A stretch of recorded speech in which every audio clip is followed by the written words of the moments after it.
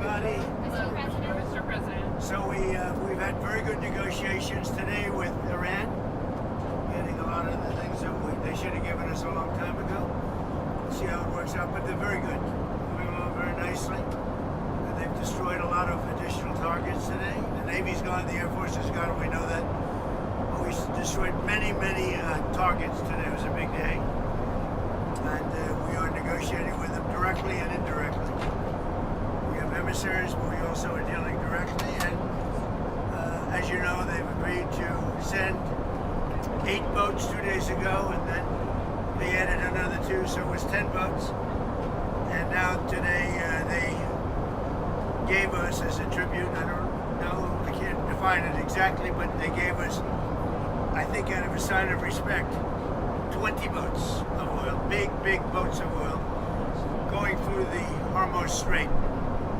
And that's taking place starting tomorrow morning. Over the next couple of days, a lot of boats. And I would only say that we're doing extremely well in that negotiation, but you never know with Iran because we negotiate with them and then we always have to blow them up, whether it's the B-2 bombers or just terminating, as an example, the Iran nuclear deal done by Barack Hussein Obama, probably the worst deal we've ever done as a country, one of the dumbest deals we've ever done. But I terminated it, unfortunately, otherwise right now they'd have a nuclear weapon. Then we did the attack with the B-2 bombers and we stopped them from having nuclear. And now we had to blow them up again. And we will probably, I think we'll make a deal with them, pretty sure. Whether it's possible, we won't. But we've had regime change, if you look already, because the one regime was decimated, destroyed, they're all dead. The next regime is mostly dead. And the third regime, we're dealing with different people than anybody's dealt with before. It's a whole different group of people. So I would consider that regime change. And frankly, they've been very reasonable. So I think we've had regime change. I mean, we can't do much better than that. The regime that was really bad, really evil was the first one. That was done. The second was appointed, and they're gone. They're all dead, other than one who may have a little life in him. And then there really are the third group, and the third group of people that seem to be much more reasonable. It truly is regime change, and regime change is an imperative. But I think we have it automatically. I did something today. We just got these in from the architects. A lot of people are talking about how beautiful the ballroom is. For 150 years, they've wanted to build a ballroom at the White House. And other presidents have wanted it. When we have dignitaries coming like President Xi of China or anybody else, we have very small rooms. They're not big enough to handle the kind of capacity that you need. And this is the same height as the White House.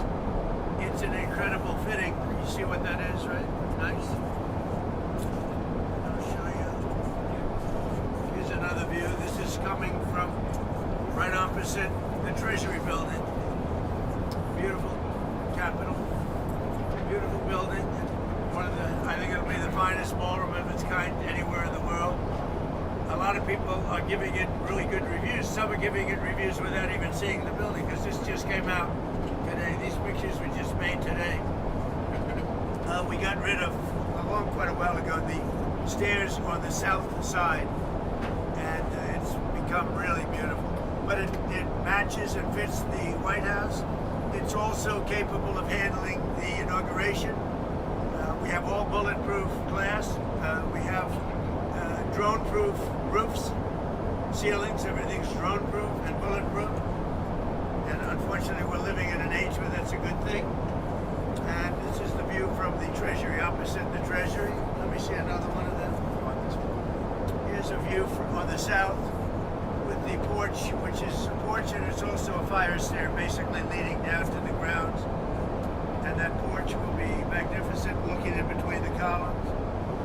And they no longer, we took the stairs out that were on the south side and really replaced them with these stairs. So you have an open porch and you have the closed porch under the columns, overlooking the Washington Monument, the Jefferson Memorial, and Lincoln Memorial / Monument, so that's great.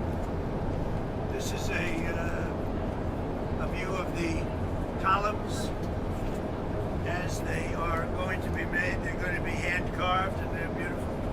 Top of the line, there'll be Corinthian, which is considered the best, most beautiful by far.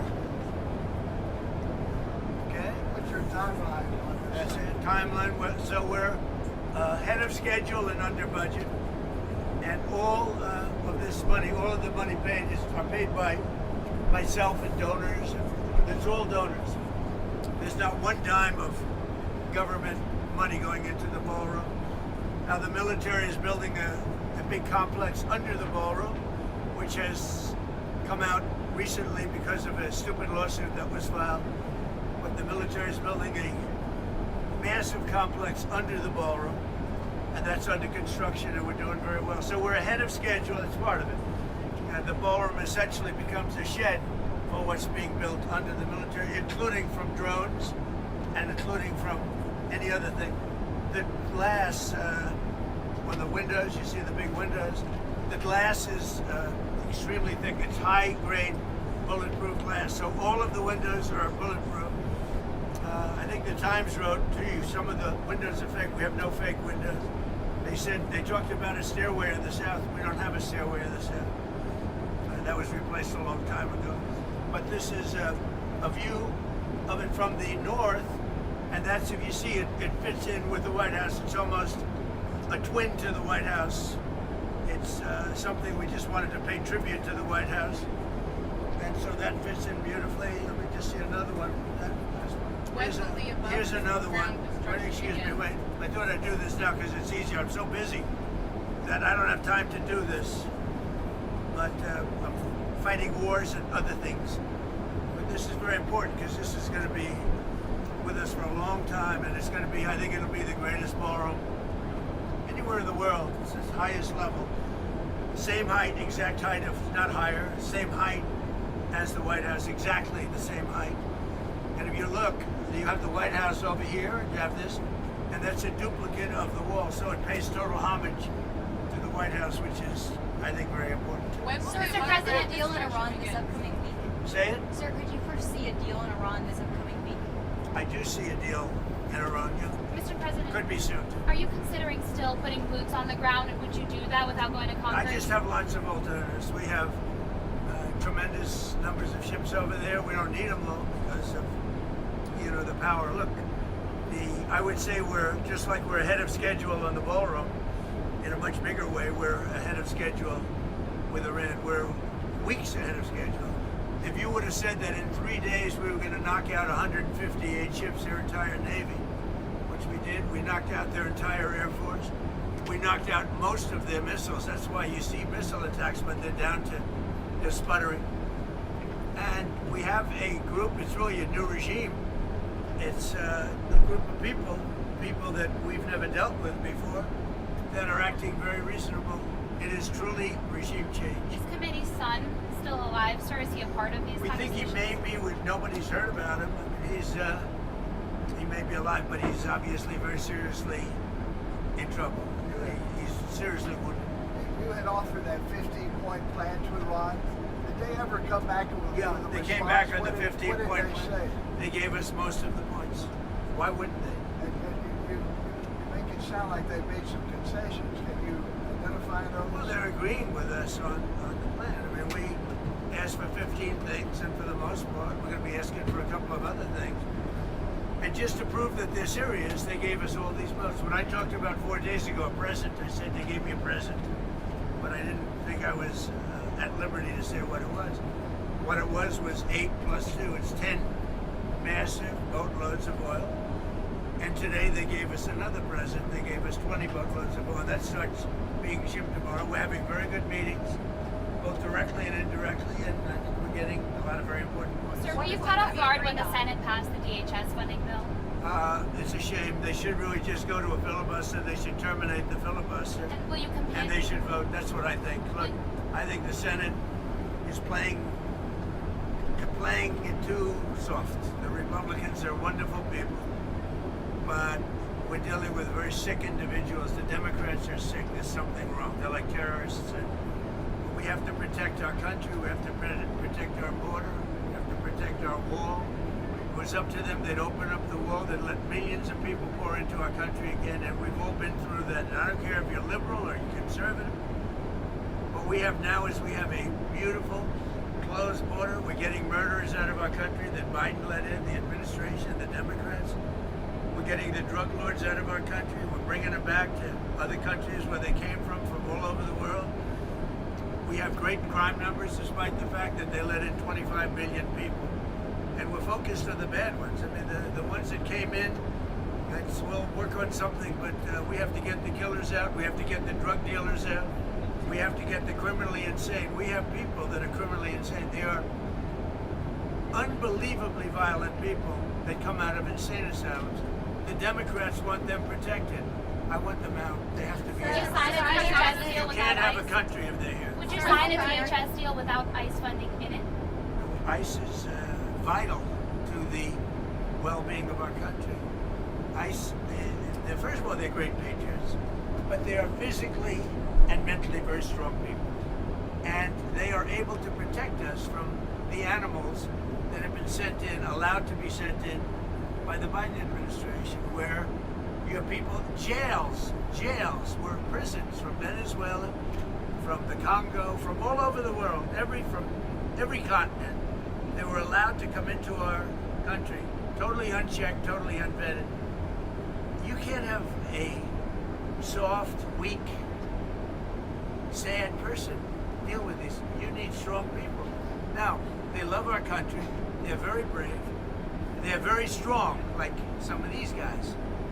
But you have to have these people removed or you don't have a country.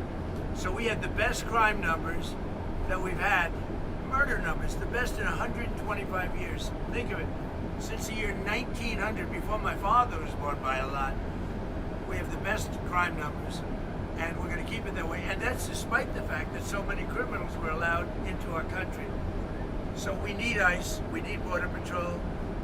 The last thing you people want to see is our country overrun again by criminals. And that's not going to happen. We're not going to let that Mr. happen. President, And by the way, our country doesn't want that. Mr. President, some Republicans, including Senator Mike Lee, say reconciliation won't work to pass the Save America Act because it's not budget related. What's your response to that? Well, they say, and they'll have to, the parliamentarians going to have to make a decision on that. But I say, end the filibuster, terminate the filibuster, just vote, and you'll get everything you want. You get all 5 things. We have voter ID, we have proof of citizenship. It's so important. Mail-in ballots have to be stopped, with exceptions for the military, for sick people, people that are sick, people disabled, for people that are traveling. If you're traveling, you can vote. But other than that, mail-in ballots are inherently dishonest. Jimmy Carter, in his Carter Commission, said you can't have mail-in ballots. We're the only country in the world that has mail-in ballots.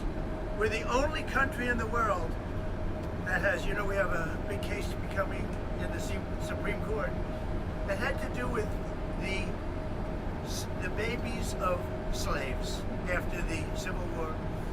And instead of that, it's being used as a way for rich countries and thousands of people from China coming in and getting citizenship for people within their family. This is not what they meant when they did that.